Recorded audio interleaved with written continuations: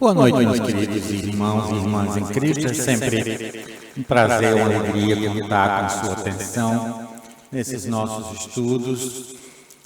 Como vocês sabem, nós estamos estudando os elementos essenciais da nossa fé, da nossa declaração doutrinária, da nossa igreja aqui nos Estados Unidos e que também nós compartilhamos com várias igrejas que enfatizam a mensagem da graça de Deus através do mundo, não somente aqui nos Estados Unidos, mas no Brasil e em outros países. E nós sentimos a necessidade de realmente estabelecer claramente quais são esses elementos essenciais do que nós como igreja cremos. E é isso que nós estamos fazendo essas semanas, detalhando, explicitando um pouco mais esses diferentes elementos da nossa fé. E hoje nós vamos tratar do assunto mais central, digamos assim, na medida em que é o que os teólogos chamam de teologia própria. Ou seja, a palavra teologia significa essencialmente o conhecimento de Deus. Então, nós já vimos o que nós cremos sobre a Bíblia, já vimos o que nós cremos sobre a salvação e hoje nós vamos ver o que é que nós cremos sobre a natureza divina. E a afirmação da nossa declaração doutrinária sobre a natureza divina é curta, mas essencial, no sentido de que ela apresenta o que é essencial conhecer a respeito de Deus. Há um só Deus, existindo eternamente em três pessoas, Pai, Filho e Espírito Santo. Isso é o que nós cremos, que há um só Deus existindo eternamente em três pessoas, Pai, Filho e Espírito Santo. E temos algumas referências que nós sempre encorajamos vocês a ler cada uma dessas referências, porque nem todos esses textos bíblicos vão ser discutidos na medida em que o nosso estudo avança. Então, há um só Deus existindo eternamente em três pessoas, Pai, Filho e Espírito Santo. E a ideia aqui é que Deus é uma trindade, ou eu prefiro o termo triunidade. E nós vamos falar um pouquinho mais sobre isso. Mas se nós lermos essa declaração, esse simples elemento da nossa declaração doutrinária, algumas verdades bem elementares vêm à tona. Primeiro elemento é que Deus é, ou seja, Deus existe. Ele tem existência real e substantiva. De fato, a palavra de Deus diz que o primeiro requisito da fé é se acreditar que Deus é, ou que Deus existe. Essa é a mensagem de Hebreus capítulo 11, versículo 6. Hebreus 11, 6 diz, sem fé é impossível agradar a Deus. Pois quem dele se aproxima precisa crer que ele existe e que recompensa aqueles que o buscam. Em outras palavras, se você não crê que Deus existe, ou que existe um Deus, vamos colocar dessa maneira, você jamais vai ter interesse em se aproximar desse Deus ou ter um relacionamento pessoal com esse Deus. Portanto, o primeiro requisito é crer que Deus existe. Durante muito tempo na história da humanidade,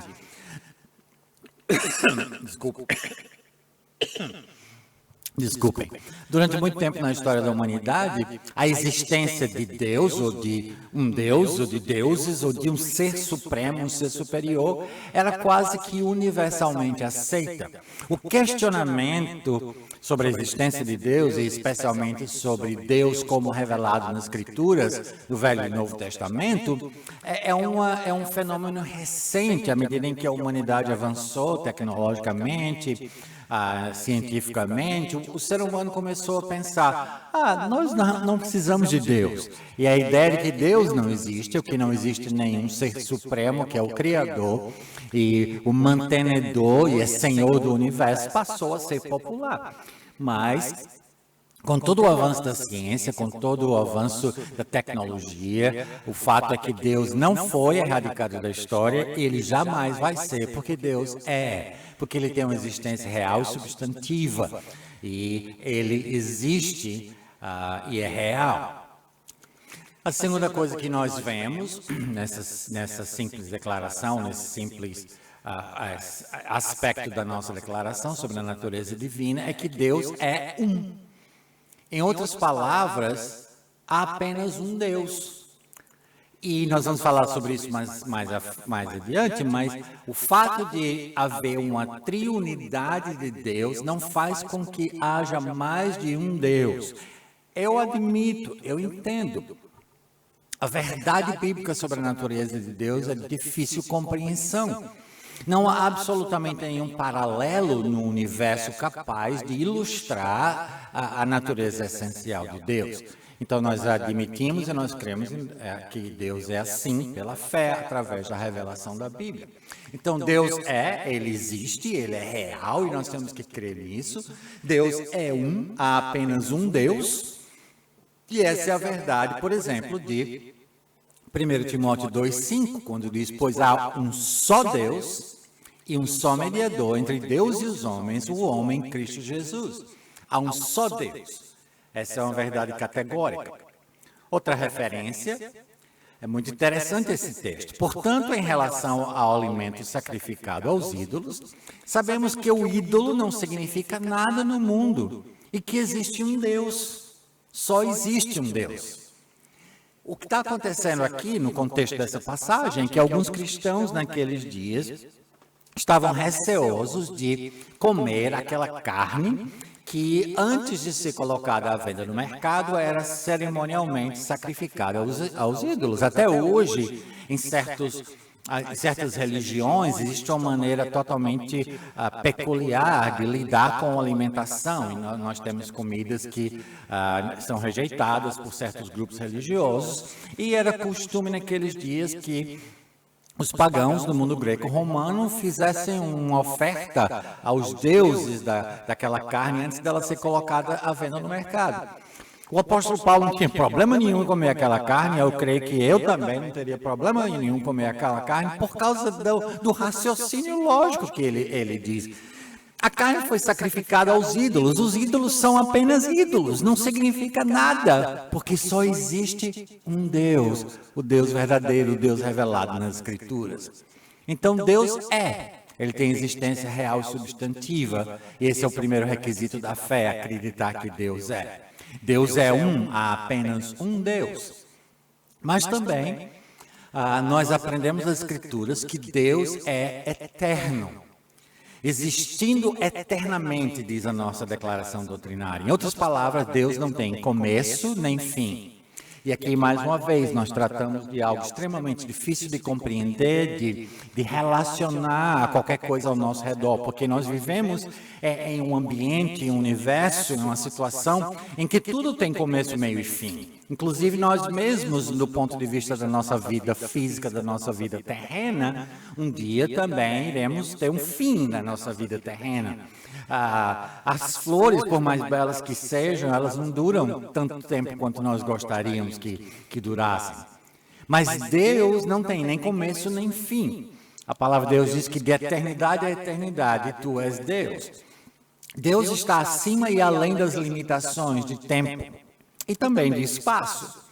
Um teólogo do passado, chamado Charles Hodges, faz essa seguinte afirmação: com ele, referência a Deus, não há distinção entre presente, passado e futuro, mas todas as coisas são iguais e sempre presentes para ele.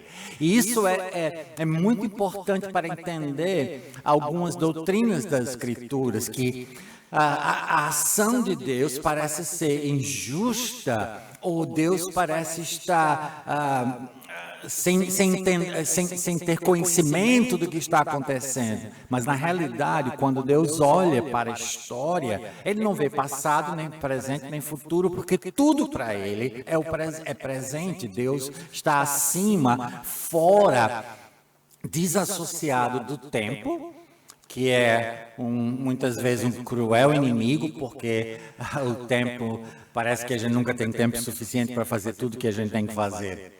Mas isso é o que nos diz as Escrituras, no Salmo capítulo 90, ou Salmo número 90, versículo 20. Antes de nascerem os montes, de criares a terra e o mundo, de eternidade, o versículo que eu tinha mencionado anteriormente, de eternidade a eternidade, tu és Deus. Ou seja, antes que houvesse o universo material, o universo físico que nós podemos ver com os nossos olhos, tocar com as nossas mãos, ou seja, apreender através dos nossos sentidos, antes que existisse o universo material, Deus existia. Sempre existiu e sempre existirá, porque Deus é eterno. Ele não tem começo, nem meio, nem fim. Isso nos traz um conforto muito grande. Há uma música que eu não sei se foi traduzido para português ainda, mas é uma música de encorajamento quando você está passando por dificuldades, porque diz que onde você for, Deus já esteve lá, ou Ele já estava lá. Então não há nada que surpreenda o nosso Deus. Ele é Ele é eterno. E, finalmente, o quarto elemento que nós podemos afirmar, de acordo com esse item da nossa declaração doutrinária, é que Deus é 3 em 1. Não Deus são 3 em 1, mas Deus é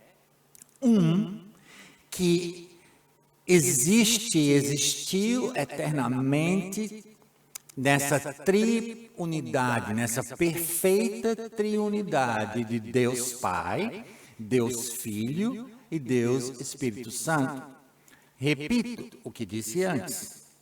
A mente humana, os recursos humanos, nenhuma metáfora, nenhuma figura de linguagem, nenhuma ilustração do universo criado, da natureza. Alguns falam no abacate, que ele tem a casca, o miolo e o caroço, um ovo, e se tenta então usar essas diferentes ilustrações, mas nada é suficiente para descrever a complexidade da natureza divina como um Deus que é mas que ao mesmo tempo existe harmonicamente, perfeitamente e eternamente em uma tríplice personalidade, Pai, Filho e Espírito Santo. Mas a realidade é que as Escrituras falam de 3 como sendo Deus, mas jamais de 3 deuses, mas simplesmente 3 elementos da natureza de Deus, ou 3 partes da natureza de Deus. Então, vamos ver alguns versículos, por exemplo, Romanos capítulo 1, versículo 7. A todos os que em Roma são amados de Deus e chamados para serem santos, a vocês graça e paz da parte de Deus, nosso Pai, e do Senhor Jesus Cristo. Então nós temos aqui Deus, o Pai. Deus, o Pai, a primeira pessoa que faz parte dessa triunidade de um único Deus, mas que existe na triunidade de Pai, Filho e Espírito Santo. Então, nós vemos que Deus, o Pai, é Deus. Mas aí nós temos um versículo como Hebreus 1:8, e diz, mas a respeito do Filho, referindo-se a Jesus, o contexto de Hebreus claramente refere-se a Jesus, mas a respeito do Filho diz, o teu trono, ó Deus, subsiste para todo sempre, cetro de equidade é o cetro do teu reino. Então, ao referir-se ao Filho, refere-se como Deus. Então, o Filho é Deus. E Jesus Cristo é Deus que se tornou carne, que é o Deus encarnado. Talvez o elemento da triunidade de Deus mais abstrato, digamos assim, mais efêmero, mais difícil de apreender a sua personalidade e entender como uma pessoa é o Espírito Santo.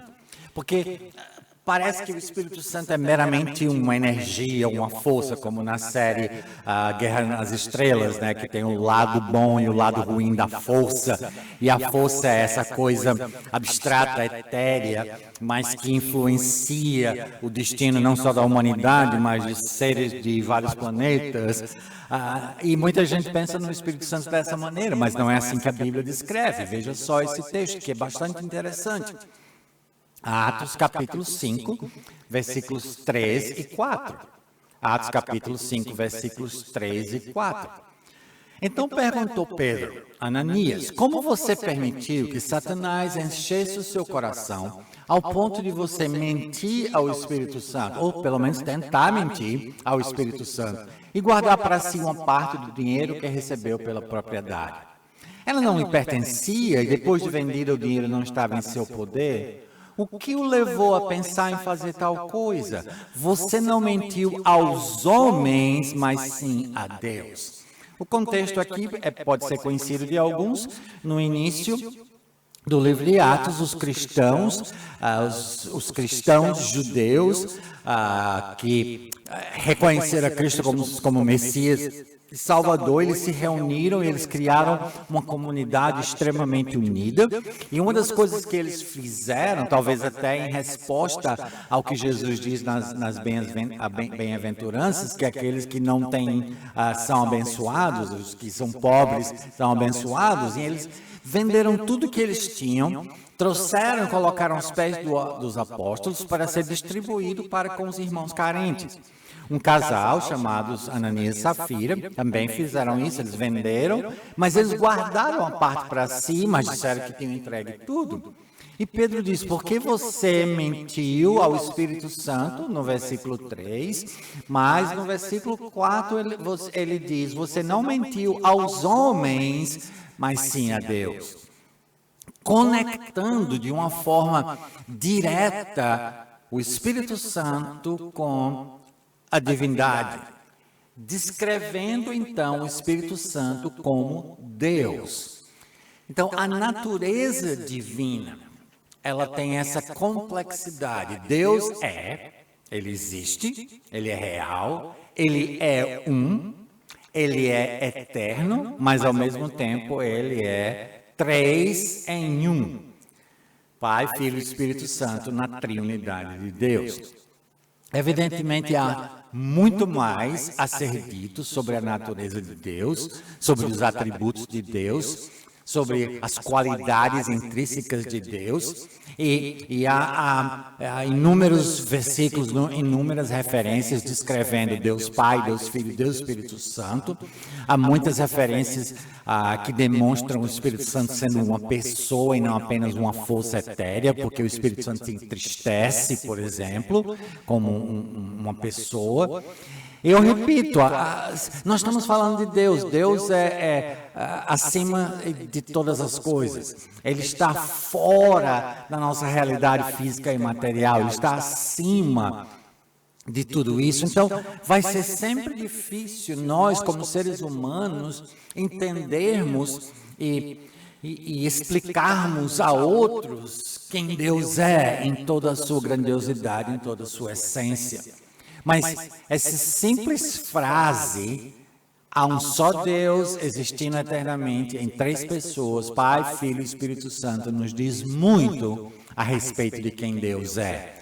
De que ele tem existência real e substantiva, ele é há apenas um Deus, ele é eterno, sem começo nem fim, e ele é 3, porque as Escrituras falam de 3 como sendo Deus, Deus Pai, Deus Filho e Espírito Santo. Ou melhor, Deus é 3 em 1, ele é uma triunidade, e as Escrituras falam de 3 como sendo Deus, Pai, Filho e Espírito Santo. Então, isso é o que nós cremos sobre a natureza divina.